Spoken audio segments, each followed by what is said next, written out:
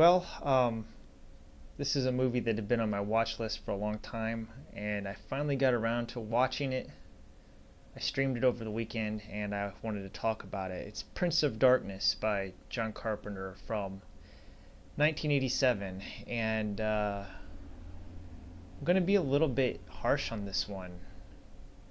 I mean, I'll be, I'm not going to rant or anything, but I do find this movie to be probably one of the worst films in his entire filmography, and I've seen a lot of them. Okay, this was one that was missing. There's only a handful that I haven't seen yet, so this would definitely be at the bottom of the list. I mean, I would rather watch Escape from L.A., as bad as that is, than ever watching this movie ever again. So I'll talk about the plot. I wrote down a plot synopsis, and then we can spin off of that.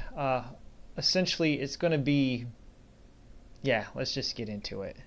My biases, I'm going to put it right up front, my biases as an Orthodox Christian are going to play into this review. I think if you're a Roman Catholic or even a Protestant, you would probably have the same problems with this movie that I do when it gets into the theological aspects. So, Prince of Darkness. Plot synopsis. A Catholic priest, played by Donald Pleasance, invites quantum physicist Professor Howard Burek and his students to join him in the basement of a Los Angeles monastery.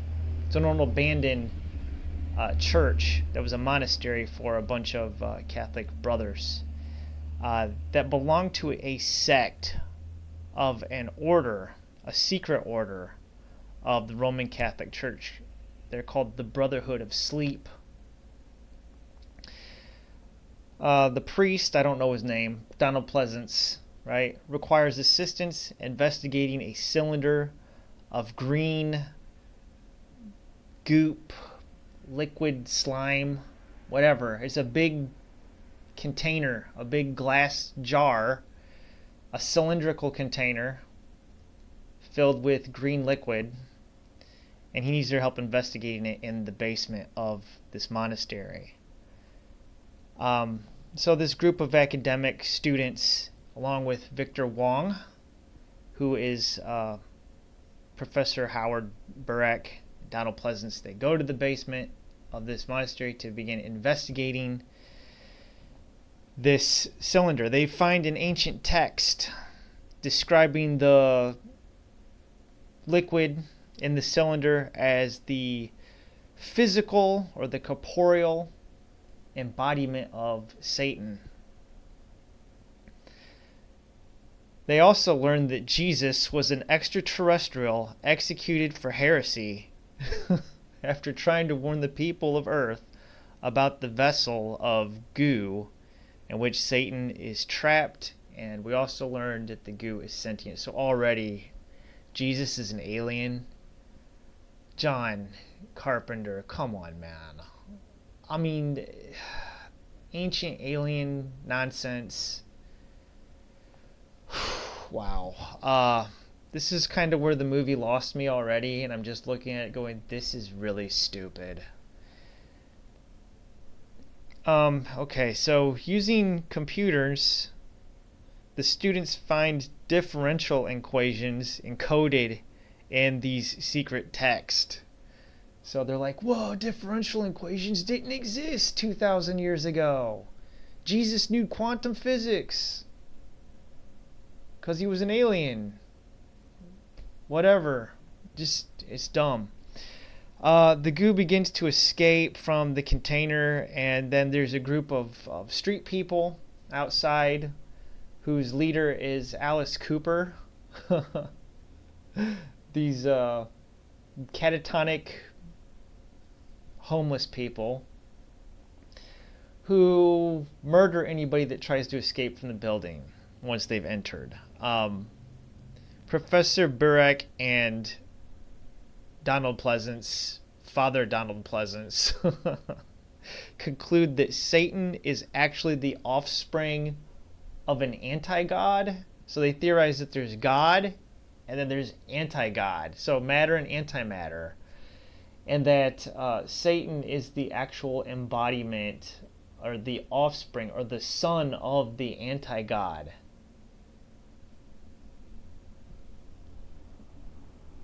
Who is trying to get access to our universe through spawning his Satan has to, the goo in the tube has to assume a human form. It needs a host in order to gestate, so then Satan can open the portal to the anti-universe. Wow. The survivors, now this is part of the plot that I found interesting. Somebody should do a movie based off of this idea, right? This is very Star Trek. The survivors begin sharing a reoccurring dream, which is actually determined to be a transmission of tachyon particles that travel backwards in time, right? So they're receiving a transmission from the future, from the year 1999. When they fall asleep, they get this progressive revelation of this dream, this transmission from the future, which reveals more and more every time they fall asleep. And they all have the same dream. So this is what the Brotherhood of Sleep was about.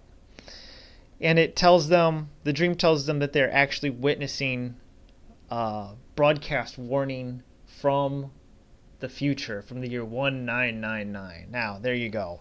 I'm not going to go into the rest of the movie because hijinks ensue and everything just goes bananas, and it turns into a pretty bad B-movie with not the best special effects I've seen from John Carpenter's films, unfortunately. This is definitely a low-budget production. Now, visually, there are some really interesting things in this film. I think the matte paintings, they use a couple matte painting shots with the sun, okay, with the moon, a crescent moon over it, kind of a ominous thing. They have various shots of ants going crazy.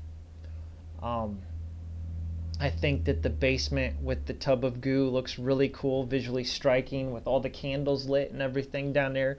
But the rest of the set, like, is just pretty boring. Where most of the action takes place in this building, this abandoned church, it's just not visually interesting. The characters are all dull, with the exception of Victor Wong, which I think if the movie focused more on Victor Wong and Donald Pleasance, then it would have more impact. The way it is I don't care about any of these characters really. They're throwaways. They're basically just there to either get possessed by the green goo or to get killed horrifically by, either the street people outside or the possessed on the inside. It's really a Gnostic movie.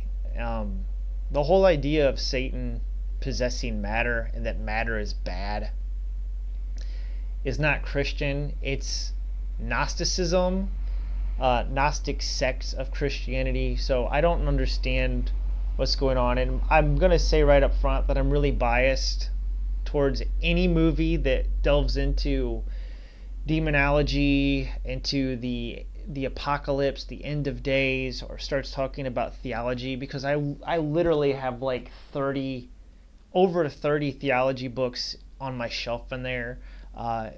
When you talk about trying to explain the mystical through science, like, it's ridiculous, because like right here, the mystical theology of the Eastern Church, the point is that religion cannot be explained scientifically. So I guess it does make sense that it's a Roman Catholic church, because they're trying to explain God scientifically, and I think that's led to a lot of problems in Catholicism, which is one of the reasons why I became Eastern Orthodox Catholic instead. But not only that, but a lot of the ideas in this John Carpenter film feel like they're recycled. Like, they're all stuff that he's done before, and he's done better. So, for instance, the movie that came out the year before this, in 1986, Big Trouble in Little China, right? I love this movie. The villain of the film, Lopan, is incorporeal. He doesn't have a body, and he has to find a girl with green eyes in order that he can assume physical form and become, human again, and then wreak the apocalypse upon the earth. This is like a comedy horror film, but this idea has been done. Like, John Carpenter already did this idea, and this movie was a commercial flop, which is one of the reasons why he went back to low budget. But the effects work in this movie blow anything in Prince of Darkness out of the water. By the way, Prince of Darkness, how can you call the movie Prince of Darkness and the Prince of Darkness isn't even in it? Never shows up. It would be like, I don't know, man. It's like, you advertise one thing and then it's not there. It's like the bait and switch tactic. But the whole idea of the buddy pair up, right? Of the Victor Wong and Donald Pleasance together as a team. I mean, he does it the next year in 1988. Like, They Live. Roddy Piper and Keith David. Okay? You've got the focus on two characters. The problem with Prince of Darkness is there's too many people in it, and when they do start to get killed, like, I don't care, because these characters mean nothing to me. Then you bring in the wonky, History Channel ridiculous ideas concerning religion and theology, and it's incomprehensibly stupid. It doesn't even make any sense. And the movie abandoned this whole premise about halfway through. But for about the first 40 minutes, it's kind of intriguing. But then once the hijinks start to ensue, it just becomes a generic horror movie, like a pretty bad one. It's not good. It's not one that I'll probably ever watch again. I didn't care for it. You have Alice Cooper in the movie, and he does nothing. He just stands there and looks menacingly at people. Which, how was Alice Cooper not the Prince of Darkness? Like, how was he not the one that was getting possessed by the goo or whatever? I don't know. It's just, look, I'm not trying to rip on John Carpenter here, but in this aspect, I think this movie's just bad. One of the reasons why you go, well, this movie doesn't make any sense, you say, well, Big Trouble in Little China didn't make any sense either. That was the point. Our point of entry into that movie was the Kurt Russell character Jack Burton, and he didn't understand anything that was happening because it was all Chinese mysticism. So he'd be walking around dumbfounded like, who is that? What's going on? Hey, what's happening here? Just being completely out of his element. That's why this worked. You didn't have to understand all the wonky, goofy stuff that was going on, because our main character didn't understand what was happening. He was in a world that was beyond his comprehension. It's comedic and funny. They could have done that with the Asian characters in this movie and have these Asian characters experiencing, like Victor Wong, for instance, not understanding not understanding Christianity, or not understanding the apocalypse according to because it's not their milieu, it's not their worldview. So they would be the fish out of water. They didn't do that. John Carpenter didn't do any of that. He just goes, okay, I'm going to bring these Star Trek-y ideas into religion and then try to create the ultimate evil. And it's just incomprehensible, and it doesn't make any sense. And I know, go ahead and get mad at me, and say I don't know what I'm talking about, but this is definitely one of John Carpenter's worst films. It would really be in the bottom of the barrel as far as, John Carpenter films that I enjoy. Not a good one. I would recommend both of these, They Live and Big Trouble in Little China, over it. I mean, even something like Assault on Precinct 13, which I felt like this was kind of recycling that.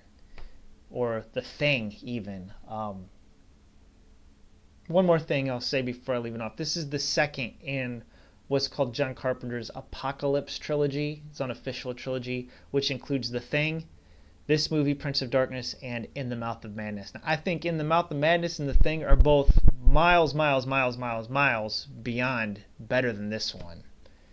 So I think that's enough. I've talked about it enough. All right. God bless. Thanks for watching. Have a wonderful day.